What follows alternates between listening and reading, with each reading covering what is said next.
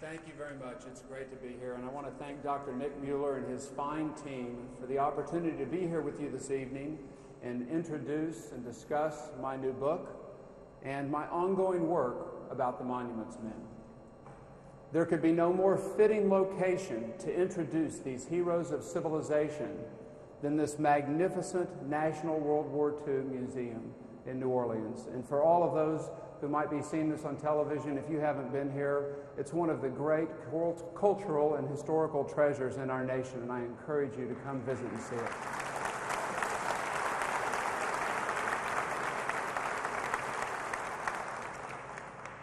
I think any discussion of this wonderful museum would be remiss without including a reference to one of its co-founders, the late Dr. Stephen Ambrose, for his vision, and Nicholas Mueller for executing that vision. Thank you both. Nick was kind enough to reference the epiphany I had on this bridge in Florence, Italy, and one of the great motivations for me was reading The Rape of Europa by scholar Lynn Nicholas, an outstanding work on the Nazi theft, and I certainly like to recognize her and all the great scholars who have contributed in what has become really a baton race for those of us that write about these stories, each of us trying to advance it further down the field and build on the knowledge base that's been accumulated so far. As the son of a World War II veteran, it is a tremendous honor of mine to be here among you and in this very, very special place. And Nick stole my thunder a little bit because I always like to do this at every engagement, but I don't think we can do it too much. To all of those veterans in the audience and those watching on TV, thank you for your service to our nation.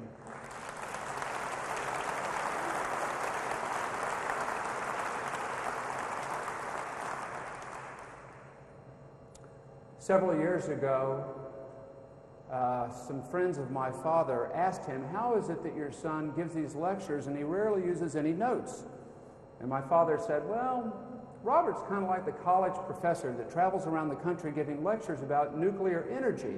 And they all looked at him quizzically, and he said, well, this guy was terrified of flying.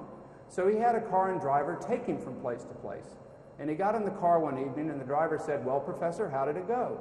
And the professor laughed and said, you know how it went. It went like they always go. It was fantastic. In fact, you've probably heard this lecture so many times you could give it. And the driver chuckled and said, you know, I think I probably could. And the professor said, well, I'll tell you what, when we get to the auditorium tomorrow night, I'll put on your driver's cap and stand in the back. You go up and you give the lecture. And the driver said, I'll tell you what, I'll take you up on it. So the following night, they pulled up to the auditorium. Professor got out of the car, put on the driver's cap, went to the back of the room, gave the driver his jacket. They went into the auditorium. The driver walked up to the podium and proceeded to deliver this lecture on nuclear energy without error.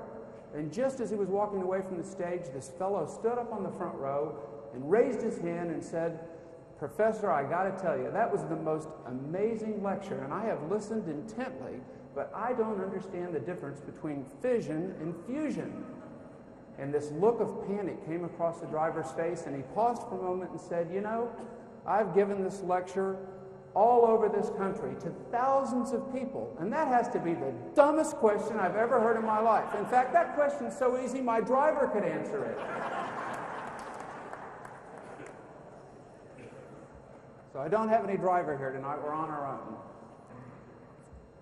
My father and I always shared a dream of traveling together to visit the World War II Memorial in Washington, D.C., and visiting this great museum here in New Orleans, the National World War II Museum. 2 years ago, on the eve of D-Day, my mother and father accompanied me with 3 of the Monuments Men to Washington to visit the World War II Memorial. Although my father died last year, tonight, in a sense, we complete and fulfill that dream.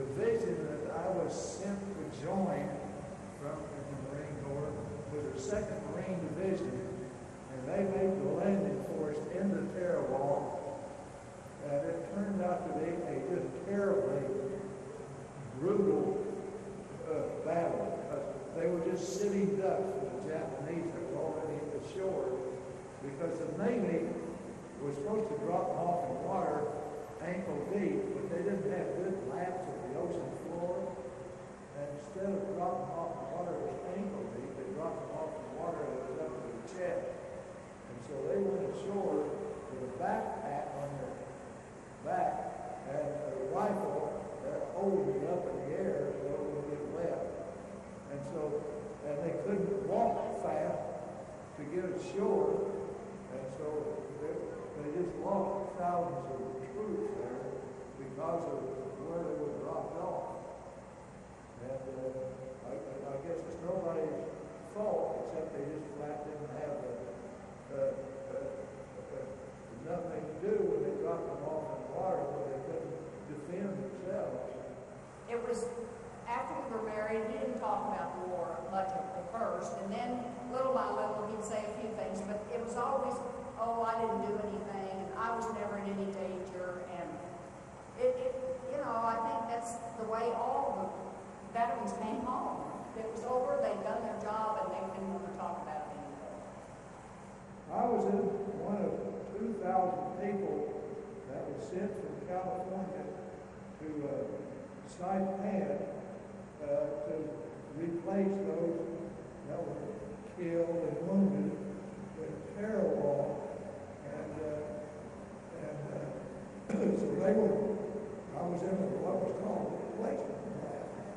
And they were really glad to see us because of all the people they lost in that battle. It's just history, and it's what their grandfather did, and their children and they need to remember it because it's just part of the history of this country.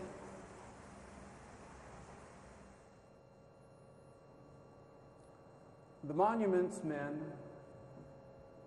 were a group of men and women, museum directors, curators, artists, art historians, architects, and librarians who volunteered for service during World War II to protect monuments, churches, and other structures, and some of the greatest works of art, including libraries, church bells, stained glass, from the destruction of World War II and theft by Adolf Hitler and the Nazis. It was the most comprehensive effort ever by an army attempting to fight a war and at the same time mitigate damage to cultural treasures. And yet in so many ways, it was a remarkable and risky experiment. There were only a dozen monuments officers on the ground shortly after the landings in Normandy, covering all of Northern Europe, and less than 60 in all of Europe by the end of the war on VE Day. Their average age was 40 years old of the initial group, 40 years old. Most had established careers. Many had families and kids. They had everything to lose. They understood what was at risk, and still they wanted to serve. They wanted to make a contribution. My book about the Monuments Men tells their story through the lives of 9 men and 1 woman, the most unlikely of spies, as they're in a race against time to locate some of the most valued and treasured works of art in the world, paintings by Leonardo da Vinci, sculpture by Michelangelo, that was at risk of being destroyed by Nazi fanatics in the closing days of the war. Truly, it was the greatest treasure hunt in history. And I tell their story using many never-before-seen documents, including their field diaries, and most importantly, their letters home to loved ones during combat. How did all of this begin? Who were the people that thought of this group? Who were the visionaries? It began, of course, with a sneak attack on Pearl Harbor in 1941, the United States at war days later.